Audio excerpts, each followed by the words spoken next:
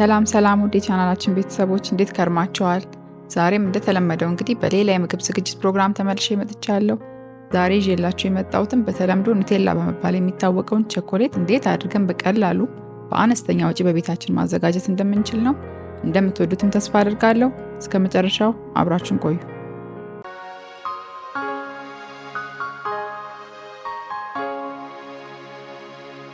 ይህንን ቸኮሌት ለማዘጋጀት የሚያስፈልጉን ግብአቶች 2 ኩባያ ተቆልቶ የተፈለፈለ ለውዝ፣ 1 ኩባያ የተፈጨ ስኳር፣ ግማሽ ኩባያ ካካኦ ፓውደር፣ 4 ሾርባ ማንኪያ የወይራ ዘይት፣ 1 የሻይ ማንኪያ ቫኒላ፣ ሩብ ሻይ ማንኪያ ጨው ናቸው።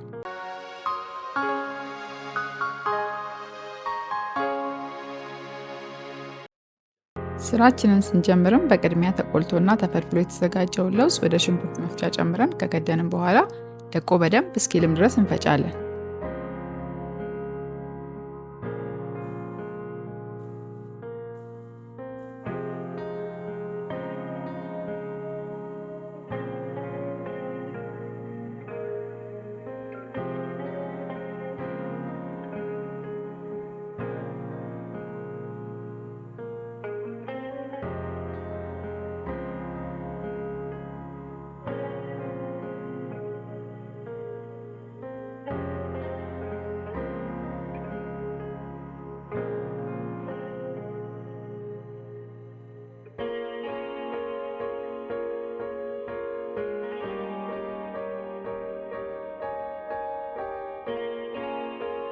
በምትመለከቱት መልኩ ድቅቅ ካለ በኋላም 2 የሾርባ ማንኪያ ዘይት እንጨምርበትና መልሰን መፍጨታችንን እንቀጥላለን።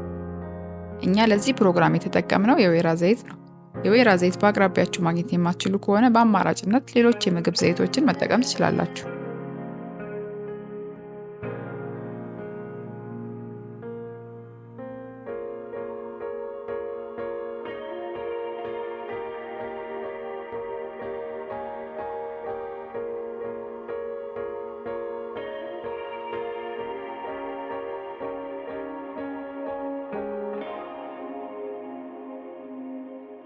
የተወሰነ ከፈጨነው በኋላ ቅጥነቱ በምትመለከቱት መልኩ ይሆናል።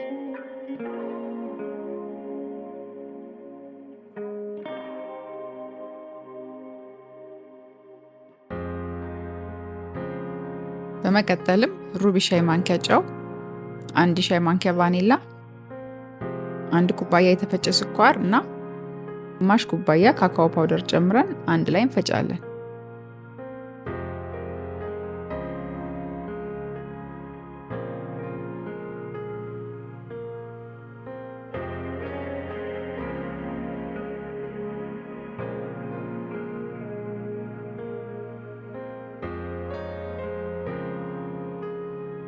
ቀጥለንም 2 ሾርባ ማንኪያ ዘይት እንጨምርና መፍጨታችንን እንቀጥላለን።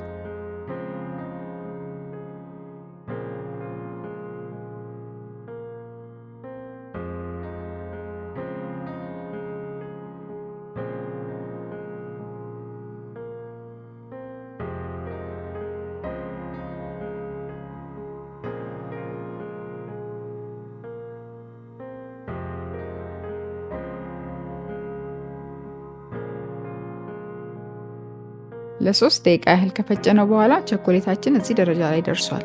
አሁን ገበታ ላይ ለማቅረብ ዝግጁ ሆኗል ማለት ነው።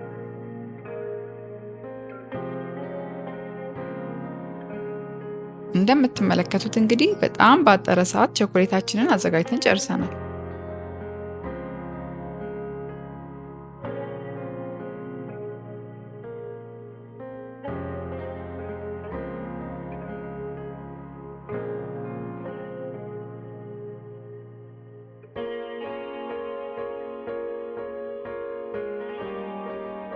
በውድ ዋጋ የምንገዛቸው እነዚህን ቸኮሌቶች እንግዲህ እንዲህ በቀላሉ አነስተኛ በሆነ ወጪ በቤታችን እያዘጋጀን መጠቀም እንችላለን ማለት ነው። የዛሬውን ፕሮግራማችንን እንግዲህ በዚሁ አጠናቀናል። ዛሬ ለመጀመሪያ ጊዜ ወደ ቻናላችን የመጣችሁ በቀጣይም የምንለቃቸውን የምግብ ዝግጅት ፕሮግራሞች እንዲደርሷችሁ ሰብስክራይብ ማድረግና የደወል ምልክቷን መጫን አትርሱ። በቀጣይም በሌላ የምግብ ዝግጅት ፕሮግራም እስከምንገናኝ ሁላችንም በያለንበት ቸርን ሰንብት።